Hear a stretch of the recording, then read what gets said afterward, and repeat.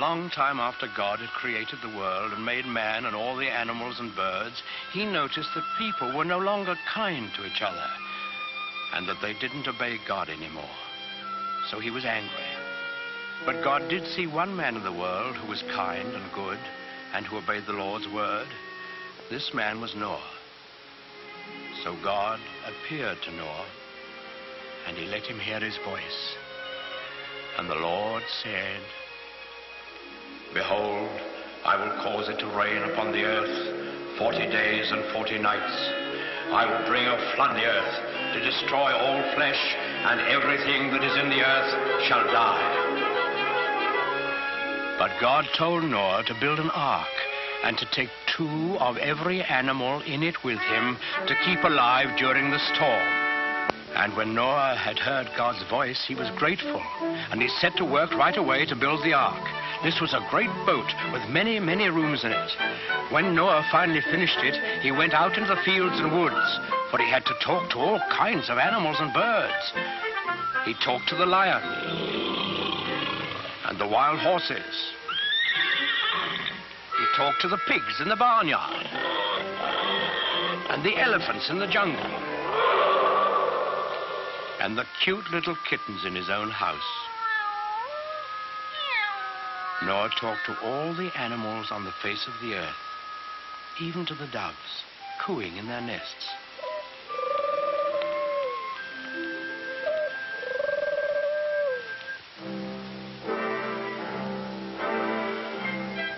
And Noah picked a mother and a father of each kind of animal and bird, and he told them to come to the ark. Well, when they were all gathered there, you can imagine what kind of a noisy crowd poor Noah had on his hands.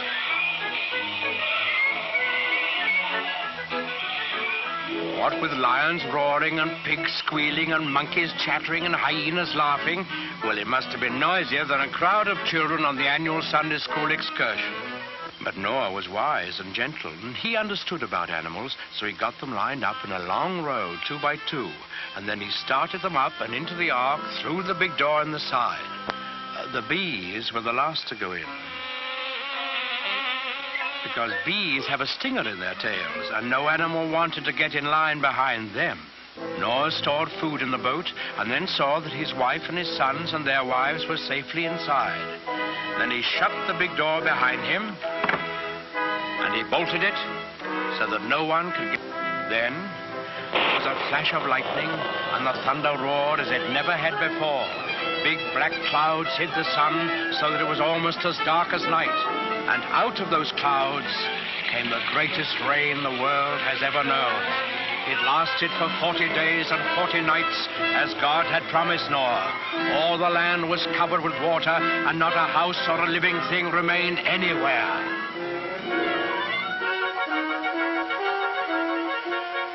But Noah's ark floated on the surface of the waters, and he and his family and the animals who were in the ark with them were saved. On the 40th day, the rain stopped and the sun came out. The waters that had covered the earth began to flow back into the oceans and the rivers, and the ark came to rest on the peak of a mountain. But Noah wasn't quite sure that there was enough dry land for all his animals to live on. So he took one of the doves and let it fly out of the window. In a little while, it came back, and in its beak, the dove carried the branch of an olive tree. Noah knew that this must be a sign from God that he had restored quiet and peace to the world.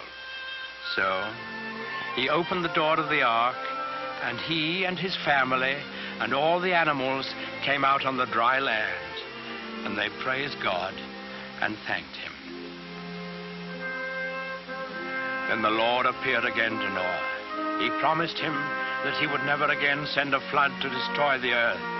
And he sealed that promise with a beautiful symbol, which he set in the sky for all of us to see. That symbol, the token of God's everlasting faith in man, is the rainbow.